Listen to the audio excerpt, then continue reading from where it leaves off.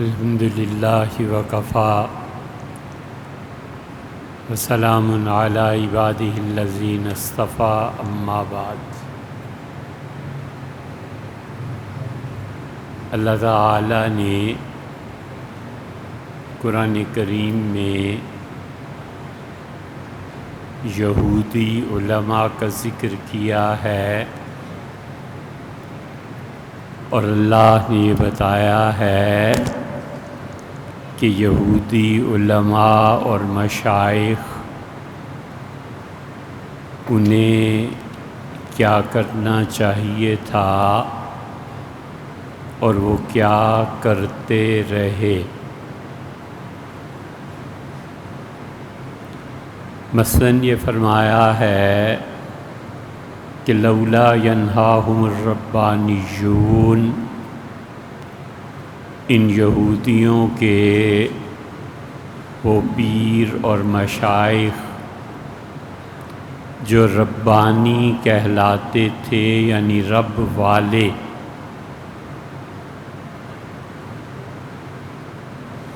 یہ لوگ یہودیوں کو کیوں نہیں منع کرتے رہے عن قولہم الاسم، کہ لوگ گناہ کی باتیں وَأَكْلِهِمُ السُّحْتَ، اور جو حرام کا مال کھاتے تھے، ان کے مشائخ کو چاہیے تھا کہ یہ ان یہودیوں کو ان دو برے کاموں سے روکتے۔ اور بھی آیات ایسی مل جائیں گی، اس لیے اللہ تعالی جب کسی انسان کو یہ موقع دیں کہ وہ لوگوں سے بات کر سکے یا اسے نماز پڑھانے کا عہدہ مل جائے، تو یہ اس کا فرض بنتا ہے کہ وہ صحیح راہ کی تلقین کرے۔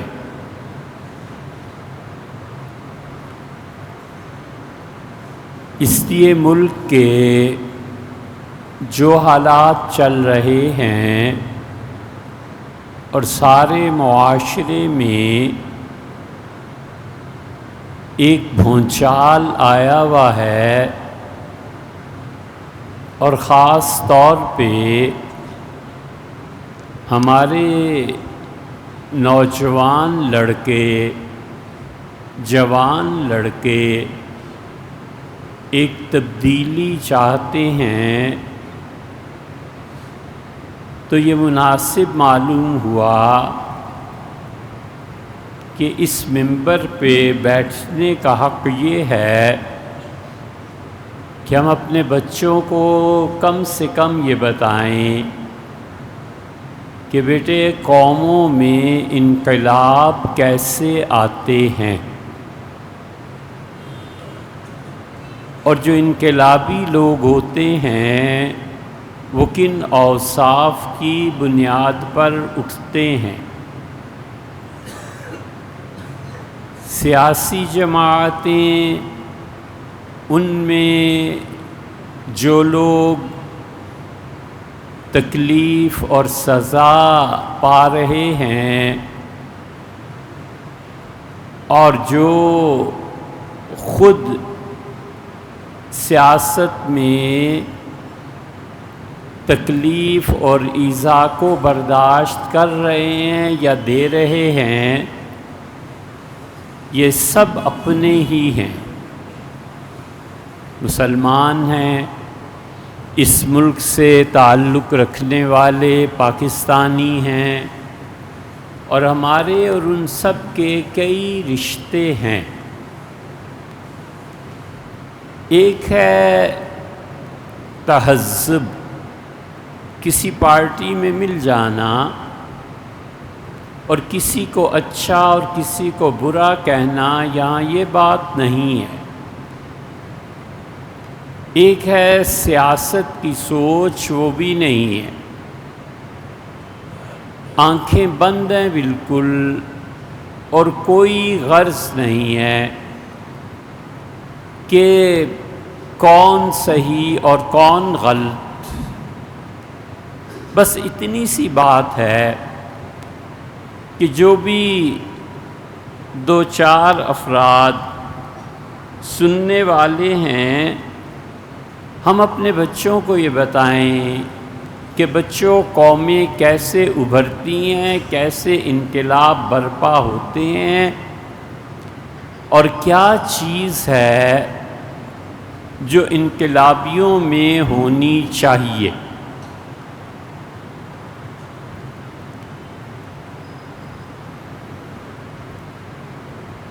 تین مثالیں ہم نے پیش کی تھی، اور انقلاب کی پہلی صورت ہم نے آپ کے سامنے رکھی تھی کہ انقلاب باہر سے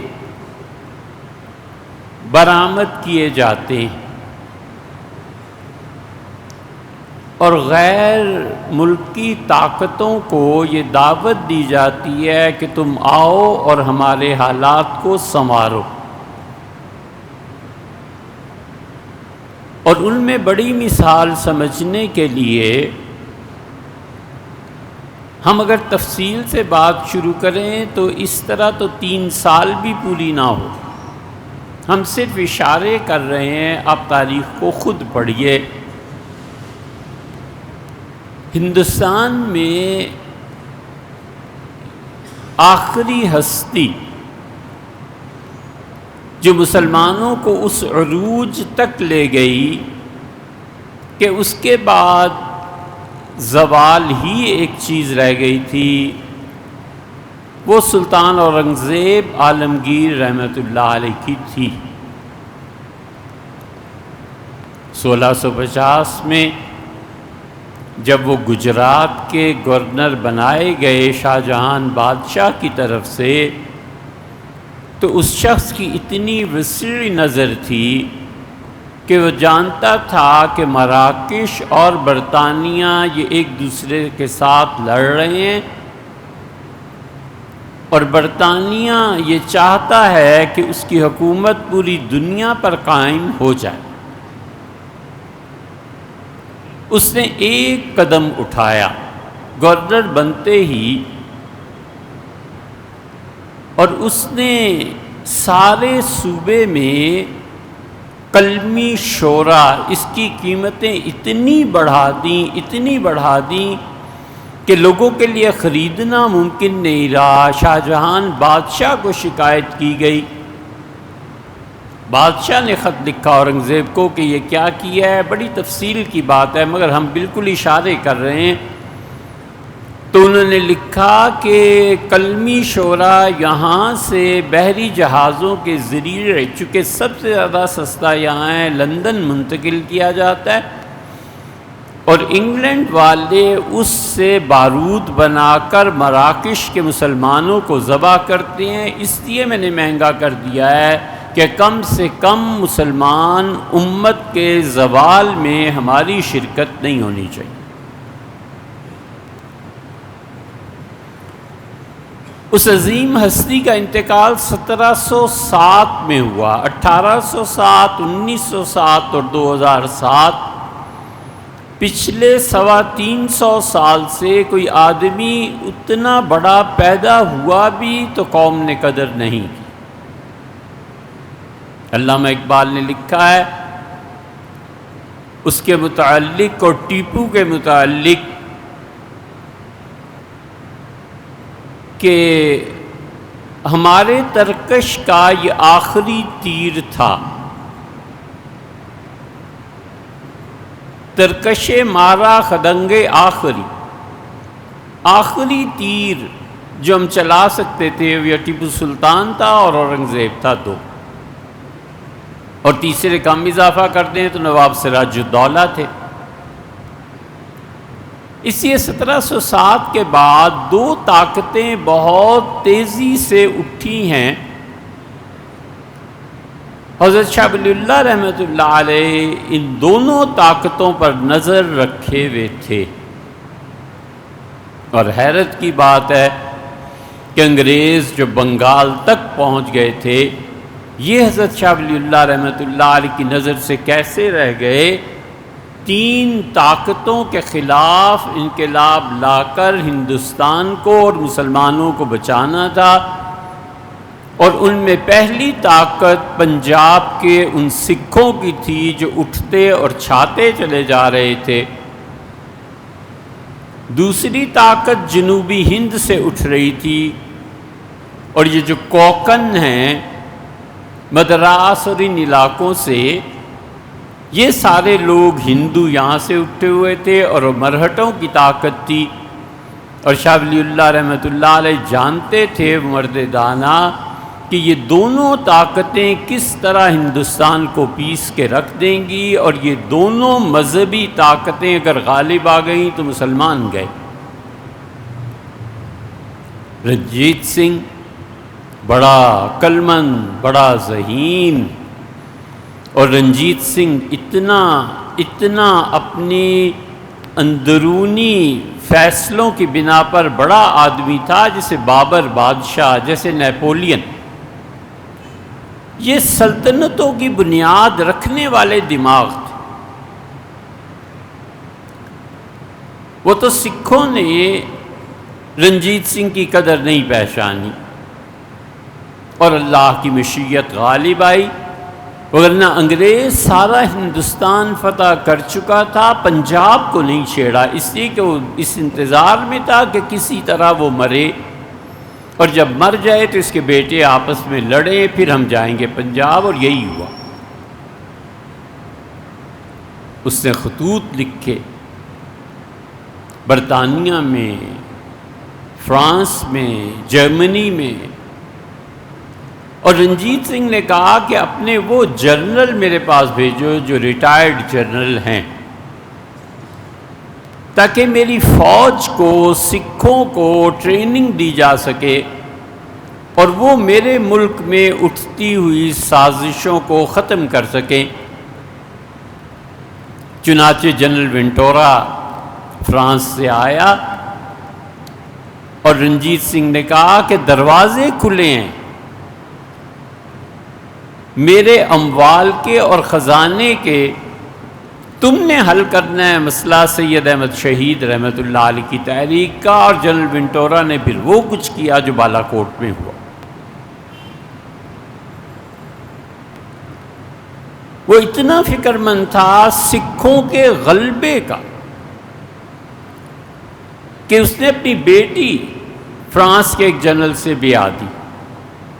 اب تک فرانس میں اس کی اولاد چل رہی ہے، کچھ عیسائی ہیں اور کچھ سکھ ہیں، رنجیت سنگھ کی اولاد وہاں بھی موجود ہے۔ اور رنجیت سنگھ نے سکھوں کی جو مذہبی حکومت قائم کر دی، اس کے نتیجے میں وہی مثال ہوئی کہ دادی 10 میل اور پوتی 12 میل۔ رنجیت سنگھ نے مذہبی بنیادوں پہ حکومت قائم کر کے زبردست تباہی مچا دی، مساجد برباد ہو گئیں، اذان دینے پہ پابندی لگ گئی، اور سکھ جتنے مذہبی جنون میں مبتلا تھے وہ جہاں جاتے تھے مسلمانوں کی عورتوں کو اغوا کر لیتے تھے، اور اناج کے ذخائر پہ مہر لگا دیتے تھے، اور اگلے سال پھر جاتے تھے کہ وہ مہر ٹوٹی تو نہیں، اگر ٹوٹی ہوئی پا لیتے تھے تو سارے گھر کو نظر آتش کر دیتے تھے، اور جو برتن ملا اس پہ 5 چھتر مارتے تھے۔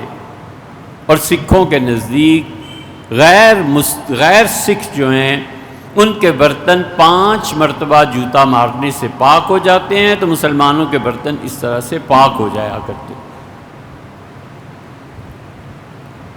مذہبی تحریک تھی اور مذہب کی بنیاد پر چلتے تھے۔ یہ بچوں ہمیشہ یاد رکھنا کہ یہ مذہبی تحریکات جب حکومتوں میں شرکت کرتی ہیں تو کوئی بہت ہی دانا اور بہت ہی اللہ کے خوف والا ہو تو کامیاب ہوتی ہیں، وگرنہ ان کی منتہا قومی اسمبلی اور صوبائی اسمبلی کی سیٹس کے بعد ختم ہو جاتی. یہ جس دعوے کو لے کے اٹھتے ہیں کبھی بھی اس مذہب اور دین پر عمل نہیں کرتے. سکھوں کی مذہبی جماعت تھی، گرو نانک نے مذہب کی تعلیم دی تھی، اور حضرت فرید الدین مسعود شکرگنج رحمۃ اللہ علیہ کے بعد ایک فرید ثانی پیدا ہوئے تھے سلسلہ چشتیہ میں. وہ فرید ثانی تھے جن کے اشعار ابھی تک گرنتھ میں ہیں. آپ گرنتھ پڑھیے تو آپ کو پتہ چلے گا اس میں کس کس کا کلام سکھوں نے شامل کیا. خالص مذہبی تھی.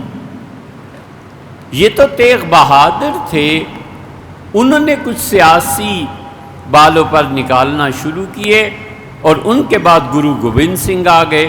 اور گرو گوبند سنگھ پہلے آدمی ہیں سکھ مت میں جنہوں نے مذہب اور سیاست میں دخل دینے کے لیے ایسے ایسے اقدامات کیے کہ ہمیشہ ساری زندگی گوریلا وار لڑتے رہے، اور اورنگزیب پریشان تھے اس کے ہاتھوں کہ آج یہاں مار پٹائی ہو رہی ہے، اب یہاں مار کٹائی ہو رہی ہے، یہاں ہو رہی، یہاں ہو رہی، حتیٰ کہ اورنگزیب نے اس پہ قابو پایا اور پھانسی میں. دلی میں اب تک مزار ہم دیکھنے گئے تھے. گرو گوبند سنگھ نے سکھ مت میں پہلی مرتبہ تشدد کو لایا، اور جتنے انقلابات بھی تشدد کی بنیاد پر آنا چاہتے ہیں، جب تک پرامن لوگ آگے بڑھ کے اس کی قیادت نہ سنبھال لیں، سوال ہی پیدا نہیں ہوتا کہ تشدد کے ذریعے انقلابات آ جائیں. اسٹیبلشڈ گورنمنٹ کو ایک تحریک اٹھائی جائے اور اسے ختم کر دیں، یہ نہیں ہوا کرتا. فرینچ ریولیوشن جو آیا ہے اس قدر شدید تشدد تھا، اور یہ ریولیوشن اور یہ چیزیں کوئی ایک دن میں نہیں آ جاتی. انقلاب فرانس کو آتے آتے 10 سال لگ گئے تھے. اسے پڑھو تاکہ تمہیں پتہ چلے کہ فرینچ نیشن نے کس طرح اپنی قوم میں ایک انقلاب برپا کیا، اور پوری دنیا اب تک فرینچ ریولیوشن کے زیر اثر ہے.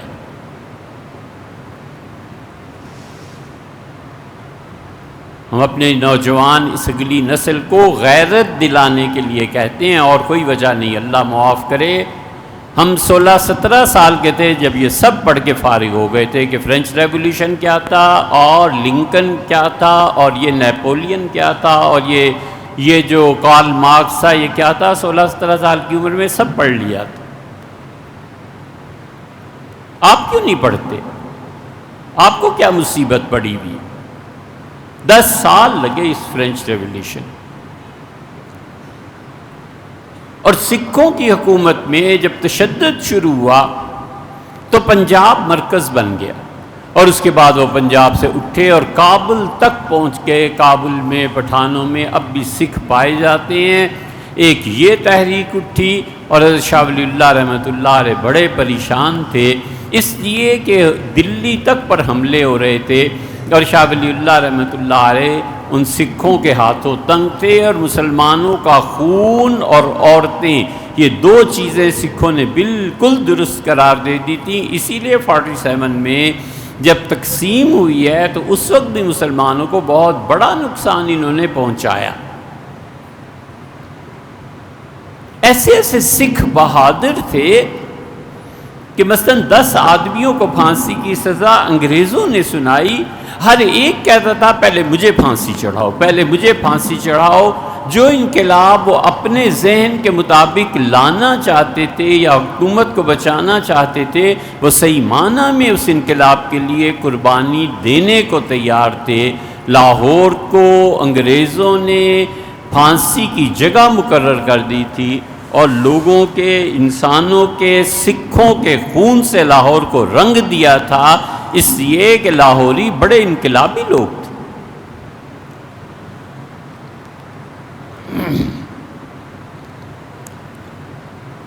یہ تحریک چلتی رہی، اور دوسری طرف ان کی مدد ہوئی ہے، اور یہ اب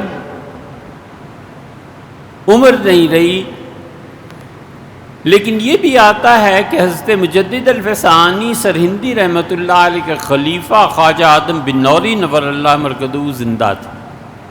خواجہ آدم بن نوری کے لاکھوں کے حساب سے مرید تھے، اور شاہ جہان نے ایک مرتبہ ان کا جلوس دیکھ لیا تو اس نے کہا یہ کل کو بغاوت کر دیں تو کون سنبھالے گا، جاؤ سعد اللہ وزیر اعظم کچھ کرو۔ وہ حاضر ہوا اور حضرت کے سامنے چابیاں رکھی، حضرت نے فرمایا یہ کیا کس لیے؟ اس نے کہا حضرت خزانہ ہی رہ گیا، اب باقی تو کچھ نہیں رہا، حکومت تو آپ کی ہو گئی۔ سمجھدار تھے، سمجھ گئے۔ فرمایا آپ کیا کرنا چاہیے؟ اس نے کہا حضرت حرمین چلے جائیں، ہم آپ کی سارے خرچے برداشت کر لیں گے۔ حضرت تشریف لے گئے اور وہی انتقال ہو گیا۔ کہتے ہیں کہ گرو گوبند سنگھ اور سکھوں کی اس تحریک میں تاکہ امن آ سکے کسی طرح ملک میں، خواجہ آدم بن نوری نور اللہ مرکزہ نے مسلمانوں کو بھی کہا تھا کہ اس کی مدد کرو، لیکن ابھی تک تحقیق طلب ہے کہ خواجہ آدم بن نوری رحمۃ اللہ علیہ نے مسلمانوں کو بھیجا تھا یا نہیں۔ یہ سب دہشت گردی چلتی رہی، اور اس سے بڑی طاقت جو جنوبی ہند سے اٹھی ہے وہ مرہٹے تھے، ہندو غالب آئے، اور تیسری طاقت وہ جو ایران سے آئی تھی وہ اہل تشیع تھے۔ ان تین طاقتوں کو ایک طرف کر لیجئے، اور چوتھی طاقت جو انگریزوں کی آئی تھی اور انگریز بنگال تک پہنچ چکا تھا، یہ اس زمانے کی چار بڑی تحریکیں تھیں، اور مغل ان کو کنٹرول نہیں کر سکے۔ لڑائیاں ہوتی رہیں اور آفتیں آتی رہیں، اور مرہٹا ان کی تحریک بڑھتی چلی گئی، حتیٰ کہ انہوں نے دلی پہ آ کے قبضہ کر لیا، اور براہمن تھے ان میں، اور براہمن بنیادی طور پہ دریوزہ گر ہوتے ہیں، مانگنے والے ہوتے ہیں، کوئی کام نہیں کرتے جہان کا، صرف مانگنے پہ گزارا ہوتا ہے کہ تم یہ چیز دے دو، تم یہ چیز دے دو۔ اسی لیے ان براہمنوں کی حکومت میں سونا انڈیا نے سوئٹزرلینڈ بھجوا دیا تھا، یہ بھی ایک چیز ہے جسے آپ پڑھیں، اور سوئٹزرلینڈ میں بھجوا کے سونا پھر قرض لیا تھا ہندوستان۔ اندرا تھی، اور اندرا جی سے پہلے ان کے والد تھے، سب کا یہی حال ہوتا ہے۔ یہ براہمن مانگنے والے اور ان کے سردار، ان کے بڑے گندم کھانا چھوڑ دی اور باجرے کی روٹی کھاتے تھے، اور کہتے تھے پیسے بچاؤ، اسلحہ خریدو۔ یہ شروع سے ان میں چلا آ رہا ہے۔ ہندو بنیاں تو اب تک مشہور ہے، اور جس دن دلی پہ انہوں نے قبضہ کر لیا، کوئی چیز نہیں تھی جسے انہوں نے جلا نہ دیا ہو، اور کوئی چیز نہیں تھی جسے گھر سے اٹھا کر لے نہ گئے ہوں، حتیٰ کہ لال قلعہ دلی میں اور محلوں میں جو چاندی چھتوں پر لگی ہوئی تھی اس کو کھرچ کے اس کے سکے بنا لی۔ حرم، خواتین، ان کے زیورات چھین کے سب دولت میں تبدیل کر دیے کہ کسی طرح مرہٹا تحریک کامیاب۔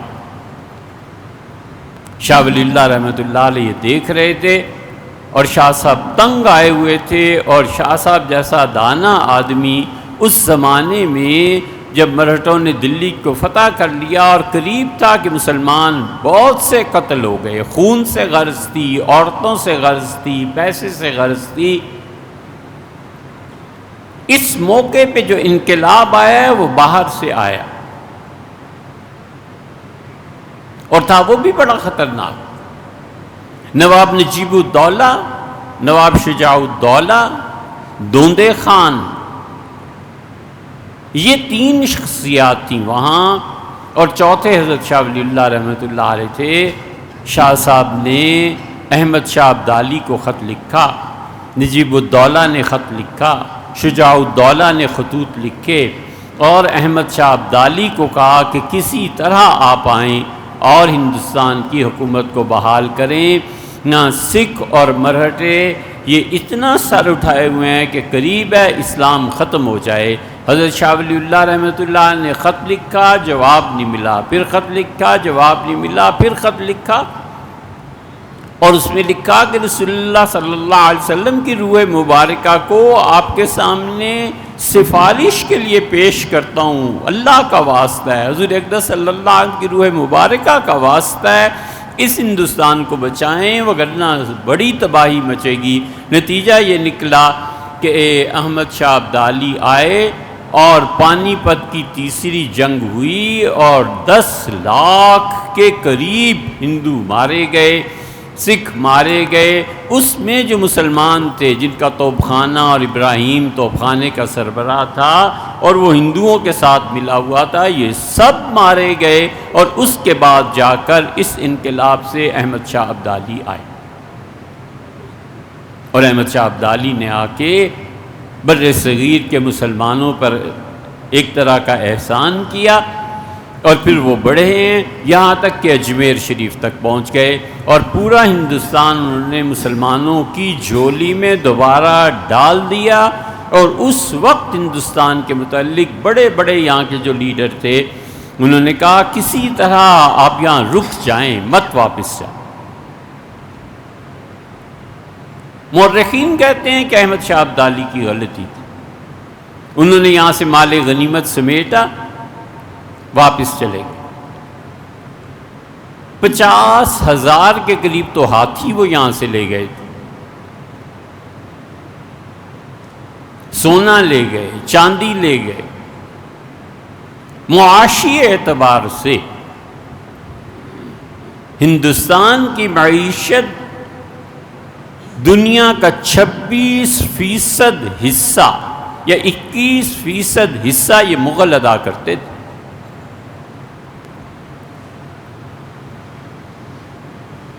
احمد شاہ ابدالی یہاں سے اٹھے اور قندھار چلے گئے۔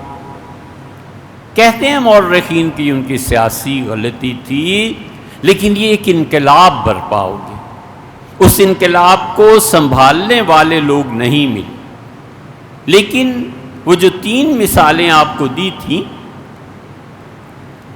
حضرت شاہ ولی اللہ رحمۃ اللہ علیہ اس انقلاب میں مرکزی آدمی تھی۔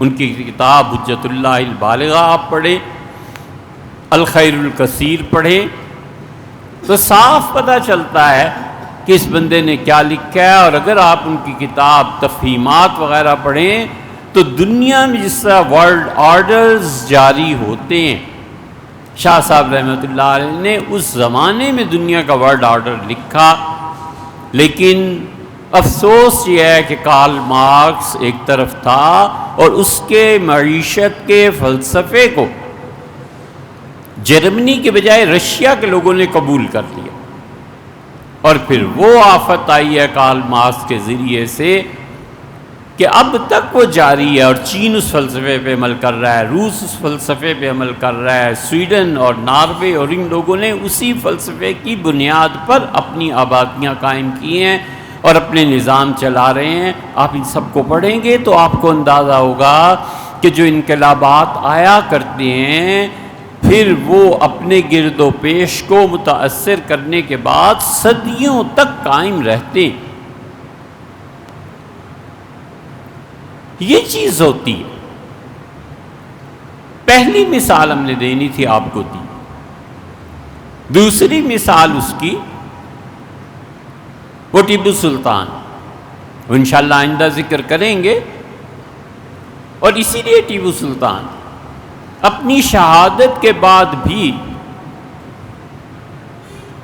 امریکیوں میں مقبول رہے۔ امریکن پریزیڈنٹ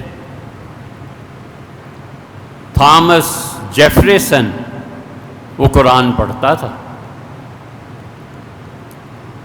اس نے مرنے سے پہلے اپنی ذاتی لائبریری نیشنل کانگریس کی لائبریری کو دے دی تھی، اور جس قرآن سے وہ تلاوت پڑھتا تھا وہ اب تک محفوظ ہے۔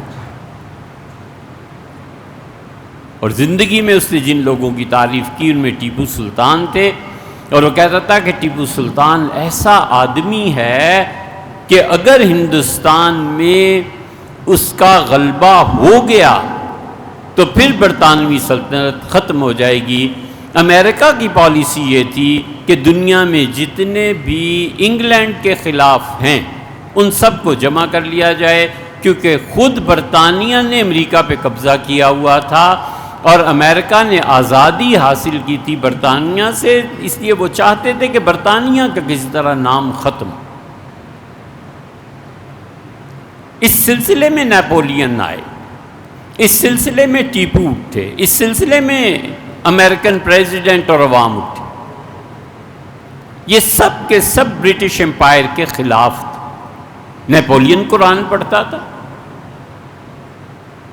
یہ جتنے انقلابی لوگ تھے یہ مختلف مذاہب کا مطالعہ کرتے تھے، اس لیے اگر آپ کے ذہن میں یہ ہو بچوں کہ انقلاب ایسے نہیں آیا کرتے، بڑا علم چاہیے اس کے لیے، بڑی گہری سوچ چاہیے۔ یہ ایک مثال شاہ ولی اللہ رحمۃ اللہ علیہ کے آپ کے سامنے رکھی، آئندہ مثال آپ کو دیں گے انشاءاللہ ٹیپو کی اور پھر نیپولین اور فرینچ ریولیوشن۔